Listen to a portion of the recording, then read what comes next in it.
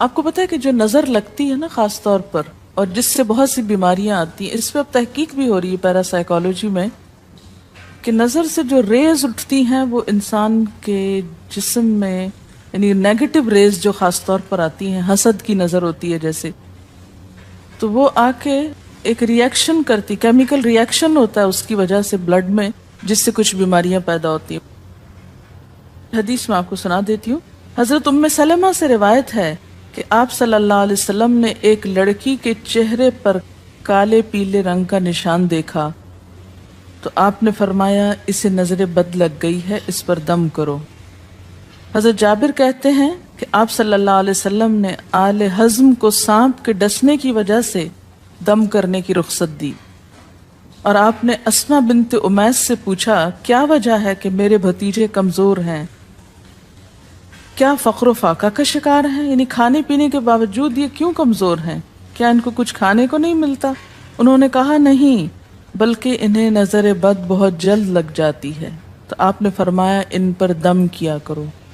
یعنی جس بیماری کی سمجھ میں نہ آئے کہ کھائے پیے بھی انسان، جوان بھی ہو، لیکن اس کو صحت ہو ہی نہ، کوئی ظاہری سبب معلوم ہی نہ ہو، تو ایسے شخص پر دم کرنا چاہیے۔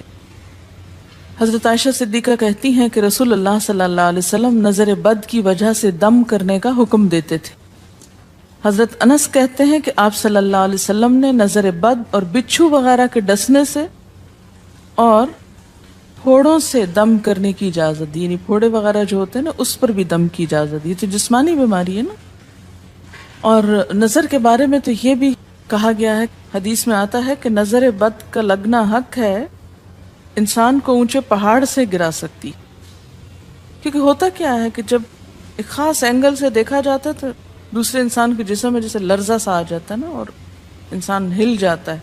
اس کی دلیل قرآن میں بھی ہے، ایک سورت کے آخر میں آتا ہے وَإِن يَكَادُ الَّذِينَ كَفَرُوا لَيُزْلِقُونَكَ بِأَبْصَارِهِمْ لَمَّا سَمِعُوا الذِّكْرَ، کہ قریب ہے کہ کچھ کافر آپ کو اپنی نگاہوں سے کیا کر دیں، پھسلا دیں جب یہ قرآن سنتے ہیں۔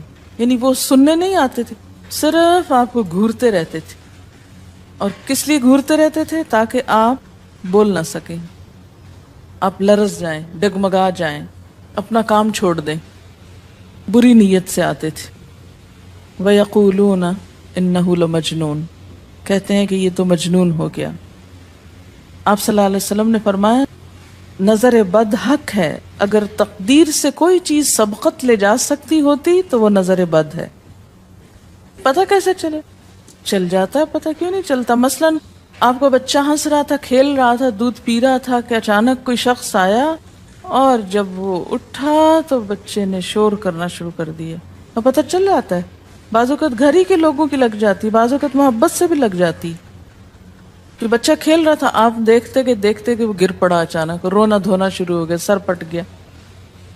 حدیث میں آتا ہے نظر بد انسان کو موت تک اور اونٹ کو ہانڈی تک پہنچا دیتی ہے۔ اونٹ کو ہانڈی تک پہنچانے کا مطلب کیا ہے؟ ذبح کرنا پڑ جاتا ہے، تڑپنے لگتا ہے۔ آپ صلی اللہ علیہ وسلم نے فرمایا اللہ کی قضاء اور تقدیر کے بعد سب سے زیادہ نظر بد کی وجہ سے میری امت میں اموات ہوں گی۔ آپ صلی اللہ علیہ وسلم نے فرمایا نظر بد سے اللہ کی پناہ طلب کیا کرو، کیونکہ نظر بد کا لگنا حق ہے۔ اسما بنت امیس نے آپ سے گزارش کی کہ بنو جعفر کو نظر بد لگ جاتی ہے تو کیا وہ ان پہ دم کر سکتی ہیں؟ آپ نے فرمایا ہاں، یعنی ایک عورت بھی دم کر سکتی ہے، اور اگر تقدیر سے کوئی چیز سبقت لے جانے والی ہوتی تو وہ نظر بد ہے۔ آپ نے فرمایا بے شک نظر بد انسان پر اثر انداز ہوتی ہے، حتیٰ کہ اگر وہ ایک اونچی جگہ پر ہو تو نظر کی وجہ سے گر بھی سکتا ہے، یعنی فزیکلی بھی اثر انداز ہوتی۔ اور آپ دیکھیں کہ وہ قرآن پاک میں نہیں آتا وَمِن شَرِّ حَاسِدٍ إِذَا حَسَدَ، اور حاسد کی شر سے جب وہ حسد کرے، تو نظر بد ہوتی کس کی ہے؟ حاسد کی ہوتی۔ بری نظر کس کی ہوتی ہے؟ حاسد کی۔ تو جو صبح شام 3 دفعہ یہ پڑھتے رہے ان کو حاسد کچھ نہیں کر سکتے، ان کا کچھ نہیں بگاڑ سکتے، جتنا چاہیں گھورتے رہیں۔ اسی طرح ابن کثیر نے کہا کہ نظر بد کا اللہ کے حکم سے لگنا اور اثر انداز ہونا حق ہے۔ تو جب اللہ کی پناہ لیتے ہیں نا، قل اعوذ برب الفلق، قل اعوذ برب الناس، تو آپ نے اللہ کے پناہ لے لی، شیلٹر میں آ گئے آپ. اب ہر چیز بیکار ہو رہی ہے، سب نظریں وظریں. اور اگر لگتی بھی ہے انسان کو تو کس سے؟ اللہ کے اذن سے لگتی. حافظ ابن حجر کہتے ہیں کہ نظر بد کی حقیقت کچھ یوں ہے کہ ایک خبیث الطبع انسان اپنی حاسدانہ نظر جس شخص پر ڈالے تو اسے نقصان پہنچے. ابن قیم کہتے ہیں کچھ کم علم لوگوں نے نظر بد کی تاثیر کو باطل قرار دیا ہے، اور ان کا کہنا ہے کہ یہ محض توہم پرستی ہے اور اس کی کوئی حقیقت نہیں. لیکن حقیقت یہ ہے کہ یہ لوگ سب سے زیادہ جاہل اور ارواح کی صفات اور ان کی تاثیر سے ناواقف ہیں، اور ان کی عقلوں پہ پردہ پڑا ہوا ہے. جبکہ تمام امتوں کے عقلاء باوجود اختلاف مذاہب کے نظر بد سے انکار نہیں کرتے. یعنی صرف اسلام میں نہیں، دیگر مذاہب میں بھی یہ کانسیپٹ پایا جاتا ہے. اگرچہ نظر بد کے سبب اور اس کی جہت تاثیر کے سلسلے میں ان میں اختلاف ہے. پھر کہتے ہیں اس میں کوئی شک نہیں کہ اللہ تعالیٰ نے جسموں اور روحوں میں مختلف طاقتیں اور طبیعتیں پیدا کی ہیں، اور ان میں کئی خواص اور اثر انداز ہونے والی کیفیات ودیت کی ہیں. آپ دیکھیں کہ لو چلتی ہے تو اثر نہیں ہوتا، اس کا بھی تو اثر ہوتا ہے نا، حالانکہ وہ نظر نہیں آ رہی ہوتی. اور کسی عقل مند کے لیے ممکن نہیں کہ وہ جسموں میں روحوں کی تاثیر سے انکار کرے، کیونکہ یہ چیز خود دیکھی اور محسوس کی جا سکتی ہے. اور آپ دیکھ سکتے ہیں کہ ایک شخص کا چہرہ اس وقت انتہائی سرخ ہو جاتا ہے جب اس کی طرف وہ انسان دیکھتا ہے جس کا وہ احترام کرتا ہے، اور اس سے شرماتا ہو، اور اس وقت پیلا پڑ جاتا ہے جب اس کی طرف ایک ایسا آدمی دیکھتا ہے جس سے وہ ڈرتا ہو. یعنی جس سے آپ ڈرتے ہیں وہ آپ کو دیکھے تو آپ کا رنگ پیلا ہو جاتا ہے. فرمایا یہ سب کچھ روحوں کی تاثیر کی وجہ سے ہوتا ہے، اور چونکہ اس کا تعلق نظر سے ہوتا ہے، اور اس لیے نظر بد کی نسبت آنکھ کی نظر کی طرف کی جاتی ہے، حالانکہ آنکھ کی نظر کچھ نہیں کرتی، یہ تو روح کی تاثیر. یعنی نظر یہ نظر نہیں ہے صرف، بلکہ اندر سے روح یا احساسات ہیں جو ٹرانسفر ہوتے ہیں. آپ دیکھیں کہ محبت کی نظر کیا اثر نہیں کرتی؟ کرتی ہے نا. اسی طرح نفرت کی، غصے کی، اور آپ کے چھوٹے بچے خاص طور پہ نظروں کو بہت پہچانتے ہیں.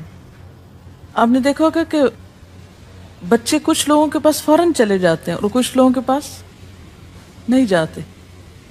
بچوں کی مثال اس لیے دے رہی ہوں کہ وہ معصوم ہوتے ہیں نا، ان کو کسی نے سکھایا پڑھایا نہیں ہوتا کہ ادھر جاؤ اور ادھر نہ جاؤ. اور اگر آپ سکھائیں پڑھائیں بھی تو پھر بھی وہ اپنی مرضی کرتے ہیں، آپ کی نہیں مانتے. تو وہ ایک طرح سے بہترین جج ہوتے ہیں.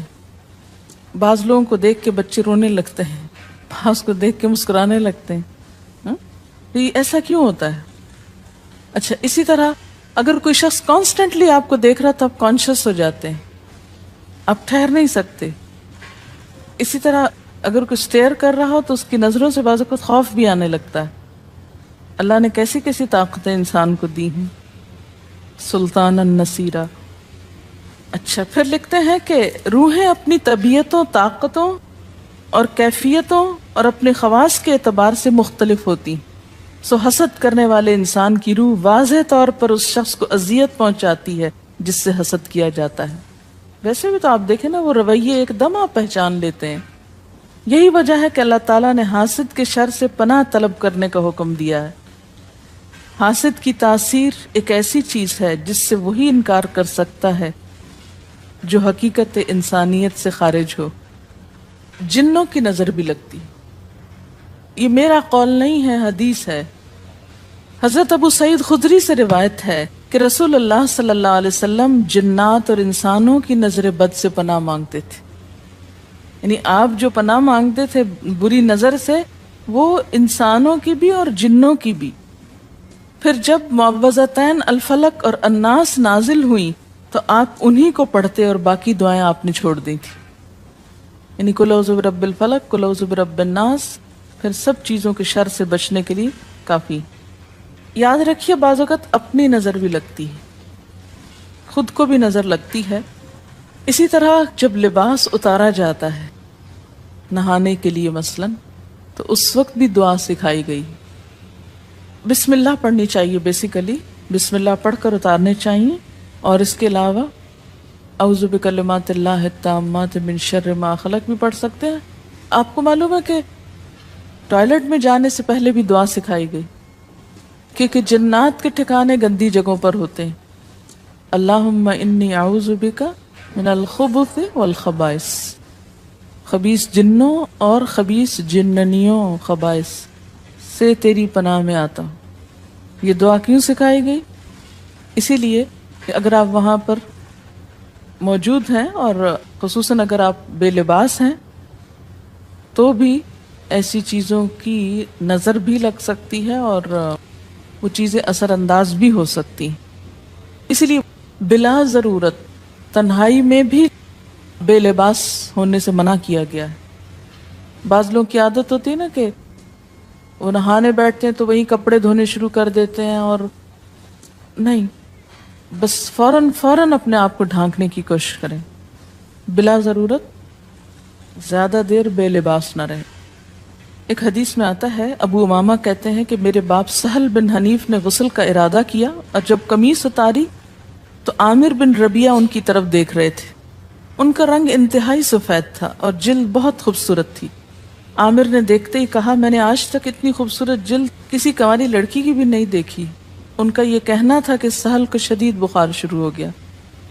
چنانچہ نبی صلی اللہ علیہ وسلم کو یہ قصہ بتایا گیا اور آپ سے یہ بھی کہا گیا کہ سہل کی حالت یہ ہے کہ وہ سر بھی نہیں اٹھا سکتا. آپ نے پوچھا، کیا تمہیں کسی پہ شک ہے؟ انہوں نے کہا، جی ہاں، عامر بن ربیعہ پہ ہو سکتا ہے. آپ نے انہیں بلوایا اور ناراضگی کا اظہار کرتے ہوئے فرمایا، تم میں سے کوئی ایک کیوں اپنے بھائی کو قتل کرتا ہے؟ کیا تم بارک اللہ نہیں کہہ سکتے تھے؟ اس لیے اب غسل کرو، اور اس غسل کا پانی کس پہ ڈالا جائے؟ جس کو نظر لگی. عامر نے اپنا چہرہ، ہاتھ، کوہنیاں، ٹخنے، پاؤں اور اپنی چادر کے اندرونی حصے دھوئے، پھر اسی پانی کو آپ نے سہل کے اوپر پیچھے سے بہا دیا. یہ نہیں کہ اس کے منہ پہ ڈالنا، پیچھے سے بہا دیا اور سہل فوراً ٹھیک ہو گئے. اس کا طریقہ بتایا گیا اس غسل کا. ابن شہاب زہری کا کہنا ہے کہ ہمارے زمانے کے علماء نے غسل کی یہ کیفیت بیان کی ہے، جس آدمی کی نظر لگی ہو اس کے سامنے ایک برتن رکھ دیا جائے جس میں وہ سب سے پہلے کلی کرے اور پانی اسی برتن میں گرائے، پھر اپنا چہرہ دھوئے، پھر اسی پانی کے ذریعے اپنے ہتھیلیاں، دائیں ہاتھ اور ہتھیلی پہ پانی بہائے، پھر بائیں پر اور پھر دائیں کوہنی پر، پھر بائیں کوہنی پر، پھر بائیں ہاتھ سے اپنا دایاں پاؤں دھوئے، پھر دائیں ہاتھ سے بایاں پاؤں دھوئے، اور پھر اسی طرح گھٹنوں پہ پانی بہائے. اور پھر یاد رہے کہ سارا پانی برتن کے اندر جائے، اور اس کے بعد جس شخص کو نظر لگی ہو اس کے سر کی پچھلی جانب سے وہ پانی ایک ہی بار بہا دیا جائے. حضرت عائشہ کہتی ہیں کہ جس شخص کو بری نظر لگتی اس کو اسی طرح غسل کروایا جاتا. اب بعض اوقات یہ نہیں پتہ چلتا کس کی لگی. ایسی صورت میں پھر طریقہ کیا ہے علاج کا؟